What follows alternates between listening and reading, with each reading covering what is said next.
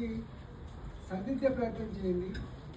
అదేవిధంగా ఆ ఇన్ఫ్రాస్ట్రక్చర్ కూడా కొన్ని డబ్బులు అలొకేట్ చేసి వీటి సంపూర్ణంగా 2 నెలల్లో 3 నెలల్లో ఎక్కడ ఇరిటేషన్ లేకుండా పేద వాళ్లకు డబుల్ బెడ్రూమ్లలో చేర్చే ప్రయత్నం చేయమని చెప్పుకోవడం జరిగింది.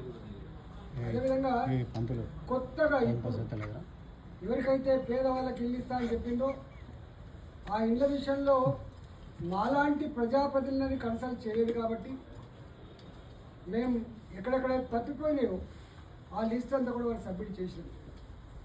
భూములు కలిగి ఉండి పేదరికంలో మధ్య వాళ్ళు ఇల్లు లేని వాళ్ళు ఎవరైతే ఉన్నారో ఆ లిస్టు కూడా మేము సబ్మిట్ చేయడం జరిగింది. ప్రభుత్వం అనేది ఇవాళ కంటిన్యూస్ ప్రాసెస్ కాబట్టి పేదవాడే ప్రయారిటీగా ఇల్లు లేని వాళ్ళే ప్రయారిటీ ఇవ్వాలి తప్ప దాంట్లో ఎవరి ఇన్ఫ్లుయెన్స్కు ఆస్కారం ఉండదని చెప్పి ట్రాన్స్పరెంట్గా ఈ పని చేయాలని చెప్పడం జరిగింది. ఆ కొత్త వాళ్ళకు కూడా తప్పిపోయిన కొత్త వాళ్ళ లిస్టు కూడా మేము సబ్మిట్ చేసినాం. అదేవిధంగా